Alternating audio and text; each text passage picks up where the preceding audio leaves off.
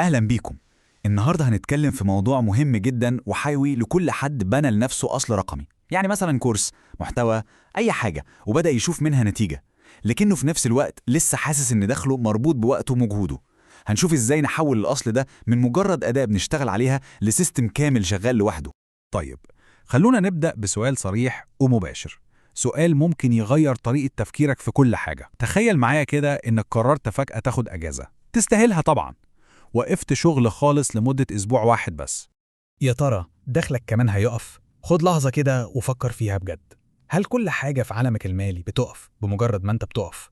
لو الإجابة كانت ده هيقف، يبقى للأسف دي مش حرية مالية حقيقية. حتى لو بتعمل فلوس كويسة جدا، الحرية مش في كام بتكسب. الحرية في إن الفلوس دي تفضل تيجي وتفضل تتدفق من غير ما تكون موجود بنفسك في الصورة على طول. وده بقى اللي بيدخلنا في أول نقطة، واللي ممكن نسميها فخ الأصل النشط. ودي النقطة اللي فيها نجاحك اللي تعبت عشانه بيتحول للأسف لسجن ليك. دي أكبر غلطة بيقع فيها أغلب الناس، بيكون عندهم أصل ناجح وبيجيب فلوس، بس هم لسه الجزء الأساسي والجزء الحيوي في تشغيله اليومي، بالظبط زي ما يكونوا هم الموتور بتاع العربية. لو الموتور وقف، العربية كلها بتقف. اللي بيحصل بالظبط هو انك بتتحول لعنق الزجاجة في المشروع بتاعك. انت اللي لازم ترد، انت اللي لازم تشرح، انت اللي بتبيع وكمان بتتابع مع العميل. يعني كل خطوة مهمة في الشغل واقفة عليك انت وبس. وهنا بقى الفرق بيبان قوي. في نوعين من الدخل. الأول الدخل اللي معاه إرهاق، وده بيحتاج مجهود على طول، صعب يكبر وبيربطك بالشغل 24 ساعة. والنوع التاني الدخل اللي معاه حرية، ده عبارة عن سيستم شغال لوحده، متصمم عشان يكبر وينمو. والأهم من كل ده إنه بيفصل وقتك عن فلوسك. طيب، إزاي بقى نتحرك من منطقة الإرهاق دي لمنطقة الحرية؟ هنا بتيجي قوة الجزء التاني معانا، التحول للأتمتة. دي بقى النقلة في التفكير اللي بتغير اللعبة كلها. ودي أهم لحظة، ركزوا معايا هنا. الأصل الرقمي اللي بنيته، الكورس أو المحتوى، دي مجرد البداية مش النهاية. السيستم بقى هو اللي بيضمن إن الحكاية دي تكمل وتستمر. السيستم هو المكنة اللي بتاخد الأصل بتاعك ده وتخليه شغال على طول لوحده، زي مصنع بيفضل ينتج بعد ما ركبت فيه المكن بتاعه. طب يعني إيه أتمتة الدخل؟ ببساطة شديدة هي خطة ذكية ومدروسة بتطلع بيها نفسك من نص الشغلانة اليومية وتخلي العملية كلها تمشي لوحدها بسلاسة. ده مش معناه إن دورك بتلغي، لا، دورك بيتطور وبيبقى أهم. طيب، شكل السيستم ده ايه على أرض الواقع؟ هو عبارة عن 4 خطوات بيمشوا ورا بعض. أول حاجة محتوى شغال على طول زي المغناطيس بيجذب الناس المهتمة. تاني حاجة صفحة واضحة بتقول لهم بالظبط ايه الفايدة اللي هياخدوها. تالت حاجة عرض قوي ومجهز بيخليهم يقرروا يشتروا. وآخر حاجة أداة أو برنامج بينفذ البيع أو يسلم المنتج أوتوماتيك. وهنا النقطة الجوهرية، دورك بيتغير تماما. بدل ما كنت انت اللي بتشغل كل حاجة وبتغرق في التفاصيل، بقيت المشرف على السيستم ده.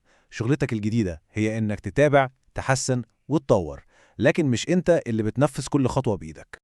كلام جميل ومنطقي جدا، بس ازاي نبدأ بقى عملي؟ ده اللي هنشوفه في الجزء الثالث، وهنبني فيه مع بعض أول سيستم لينا.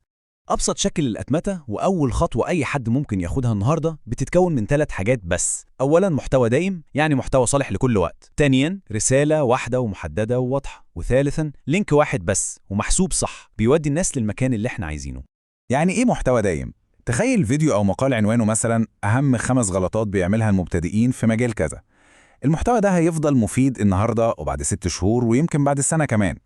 هي قطعة محتوى واحدة بتشتغل لوحدها شهور ويمكن سنين، وبتجيب نفس النتيجة كل مرة من غير أي تدخل منك. ده هو قلب أي سيستم بسيط وناجح. وهنا لازم نسأل نفسنا بصراحة، لو المحتوى اللي بنعمله محتاج وجودنا كل يوم عشان يشتغل ويأثر، هل ده يبقى أوتوماتيك فعلا؟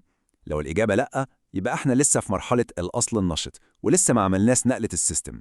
النقلة من انك تكون مجرد صانع للأصل لانك تكون مهندس للسيستم دي مش مجرد خطوات وأدوات، لا، دي تغيير في طريقة التفكير نفسها.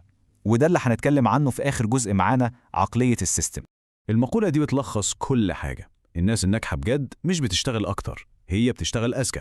بيستثمروا وقتهم وطاقتهم في بناء أنظمة تشتغل عشانهم، مش العكس.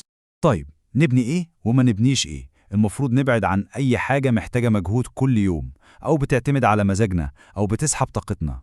وبدلاً من ده نبني حاجة مستقرة، حاجة بتتكرر لوحدها، والأهم حاجة تقدر تكبر وتتوسع بسهولة. الاختبار الحقيقي اللي يقولك السيستم بتاعك ناجح ولا لأ هو إجابة ال3 أسئلة دول. هل هو شغال وبيجيب فلوس وانت نايم؟ هل هو شغال وانت مسافر؟ هل هو شغال وانت مركز في مشروع جديد خالص؟ لو الإجابة على كل دول هي يبقى مبروك، انت كده عندك سيستم حقيقي بيديك حرية. التحول ده هو خلاصة الموضوع كله، إنك تتنقل من منطقة اشتغل أكتر عشان تكسب أكتر لمنطقة اشتغل مرة واحدة صح واستفيد منها على المدى الطويل. هي دي الحرية بجد اللي بنتكلم عنها. طيب خلينا نقول إنك نجحت وبنيت السيستم وبقى شغال زي الفل. السؤال اللي بعده واللي يمكن أهم هو إزاي تحافظ على الدخل ده وتكبره من غير ما يرجع يربطك تاني وتفقد حريتك. دي نقطة ناس كتير قوي بتغفل عنها. كده خلصنا خطوتنا النهاردة للحرية المالية. لو عجبكم الفيديو اعملوا لايك، ولو مش مشتركين في القناة اعملوا سبسكرايب علشان يوصل لكم خطواتنا اللي جاية نحو الحرية المالية. ولو في أي استفسار عندكم اكتبوه في التعليقات وهجاوبكم عليه. بتمنى لكم الاستفادة أيمن واشوفكم على خير في الفيديوهات القادمة. وبس كده.